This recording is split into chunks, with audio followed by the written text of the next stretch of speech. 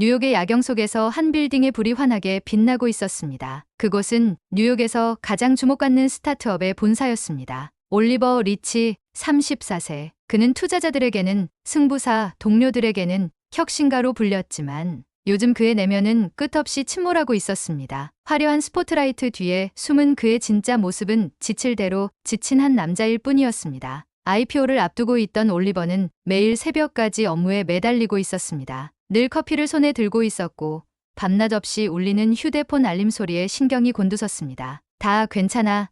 끝나면 쉬면 되잖아. 그는 스스로를 다독였지만 몸은 이미 한계에 다다르고 있었습니다. 그날도 중요한 회의를 마친 뒤였습니다. 올리버는 갑작스러운 가슴 답답함과 손떨림을 느끼며 결국 쓰러졌습니다. 병원에서 받은 진단은 만성 스트레스에 의한 탈진이었습니다. 의사는 이렇게 경고했습니다. 당장 쉬지 않으면 큰일 납니다. 하지만 올리버는 쉬는 법조차 몰랐습니다. 하루 종일 소파에 앉아 있어도 조바심이 들었고 헬스장을 가도 더 지칠 뿐이었습니다. 그러던 어느 날 친구이자 동료 디자이너인 한나정이 찾아왔습니다. 올리버, 이렇게 계속 가다간 정말 위험해요. 한국에 가보는 건 어때요? 한국이요? 거기엔 찜질방이라는 게 있어요. 단순한 사우나가 아니에요. 정말 몸과 마음을 치유하는 공간이에요. 올리버는 한나의 말을 반신반의했습니다. 그런 걸로 내가 나아질 수 있을까요?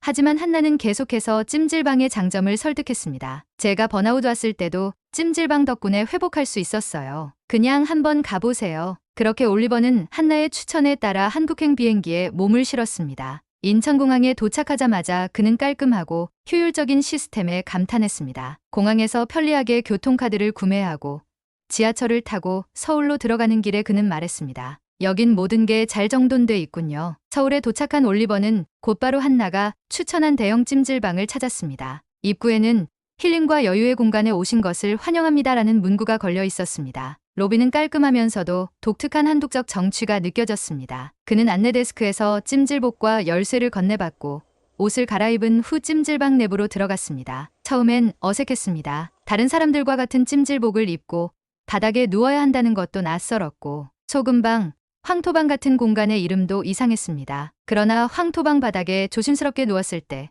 따뜻한 열기가 몸을 천천히 감싸는 순간 그는 자신도 모르게 긴장이 풀리는 것을 느꼈습니다. 이게 찜질방의 힘인가요? 그는 이어 불가마로 안내받았습니다. 찜질방 직원이 뜨겁긴 하지만 잠시 참으면 몸이 가벼워질 겁니다라고 설명했습니다. 불가마 안에 뜨거운 공기가 숨을 막을 것 같았지만 조금씩 적응하자 땀이 나기 시작했습니다. 땀이 몸을 타고 흐를 때마다 그는 오랜 스트레스와 긴장이 씻겨나가는 기분을 느꼈습니다. 이런 경험은 처음이에요. 몸과 마음이 동시에 정화되는 느낌이군요. 찜질방에는 단순히 찜질만 있는 것이 아니었습니다. 바닥에 둥글게 앉아 보리차를 마시며 대화하는 사람들, 북카페에서 책을 읽는 사람들, TV를 보며 계란을 까먹는 가족들, 모두가 자신의 방식으로 휴식을 취하고 있었습니다. 올리버는 그 모습을 보며 생각했습니다. 여기선 진짜로 사람들이 쉬고 있군요. 뉴욕에선 볼 수 없는 모습이에요. 밤이 되어 그는 구석진 온돌 바닥에 누워 눈을 감았습니다. 바닥에서 올라오는 따뜻함과 주변의 조용한 소리가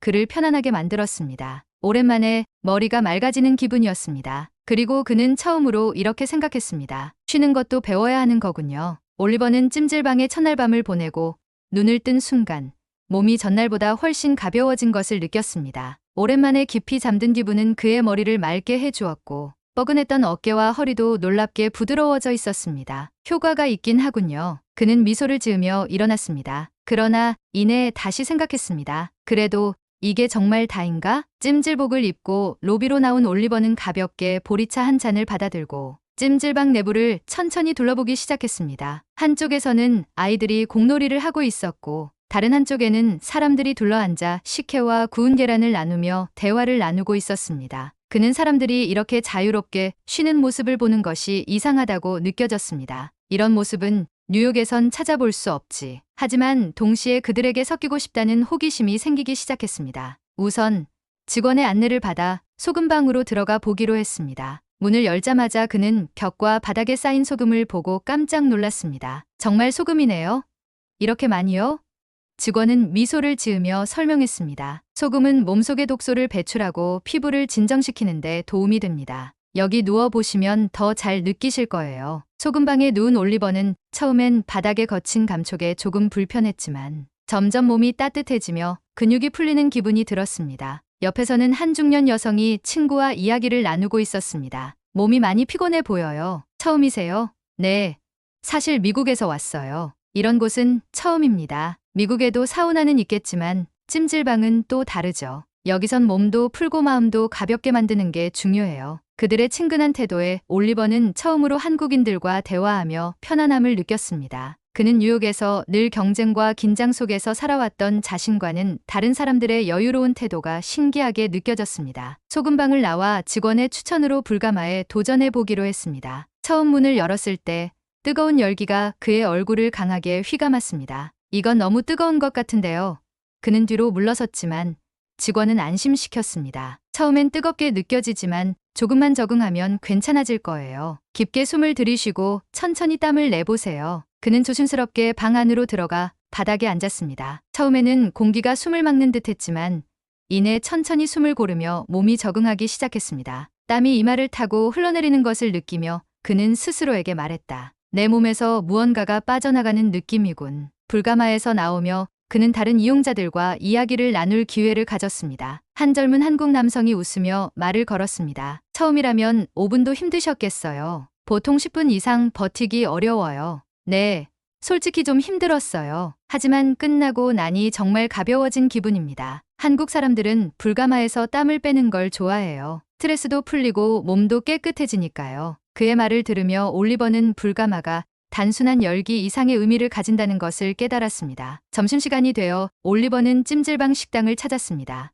메뉴판에는 구운 계란과 식혜를 비롯해 다양한 음식이 있었지만 직원은 전통 찜질방 간식인 구운 계란과 식혜를 추천했습니다. 올리버는 처음 식혜를 한 모금 마시며 감탄했습니다. 이 달콤한 맛은 정말 예상 밖인데요. 단순한 음료지만 몸이 한결 편안해지는 느낌이에요. 옆 테이블에서는 한 가족이 계란 깨기 놀이를 하고 있었습니다. 아이들이 환하게 웃는 모습을 보며 그는 마음 한구석이 따뜻해지는 것을 느꼈습니다. 한 아이가 그를 보며 웃으며 물었습니다. 같이 하실래요? 좋아요.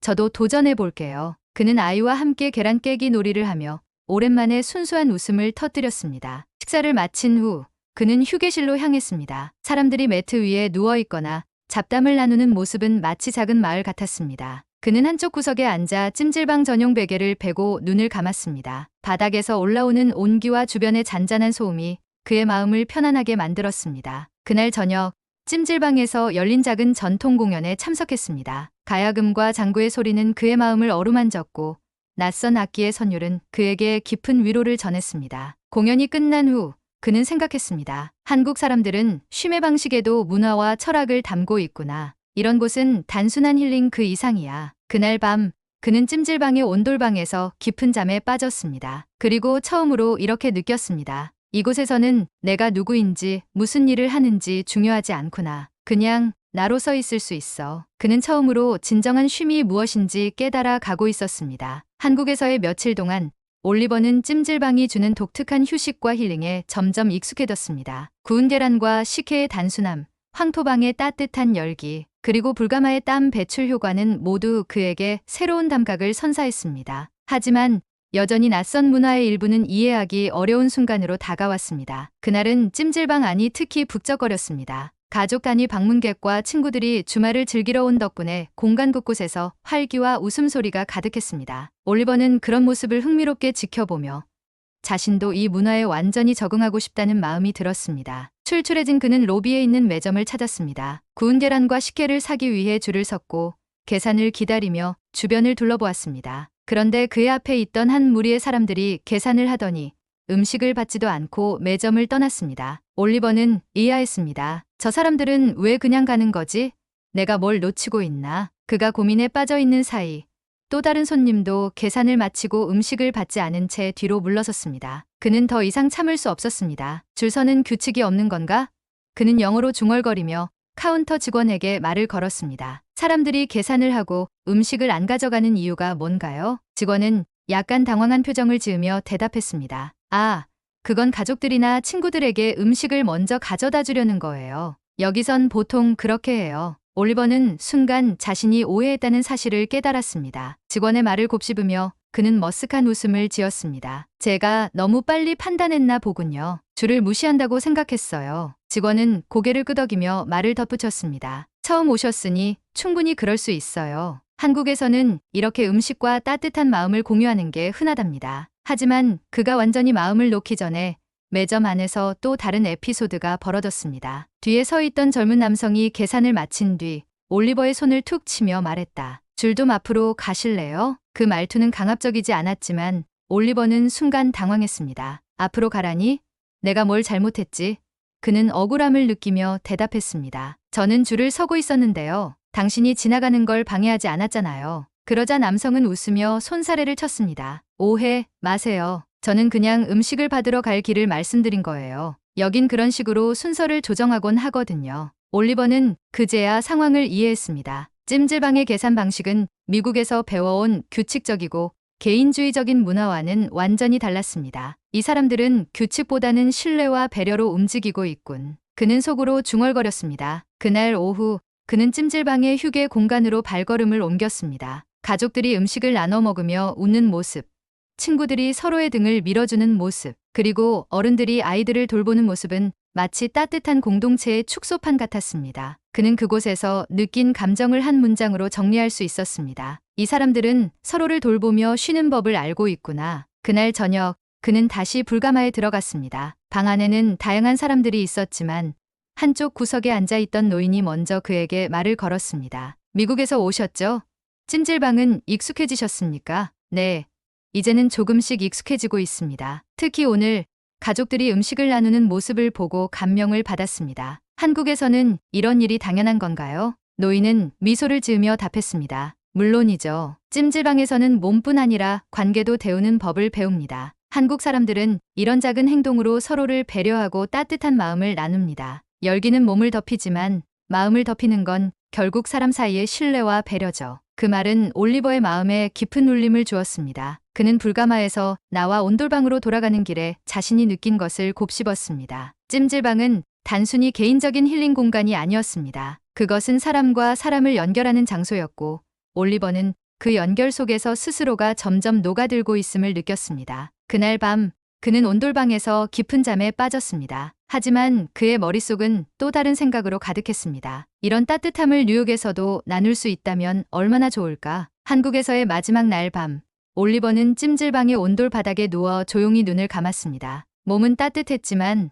머릿속은 복잡했습니다. 한국에서 배운 이 따뜻함을 뉴욕에 가져가면 어떨까? 그는 자신과 같은 번아웃에 시달리는 사람들에게 이 경험을 나누고 싶다는 열망으로 가슴이 벅차올랐습니다. 그런데 가능할까?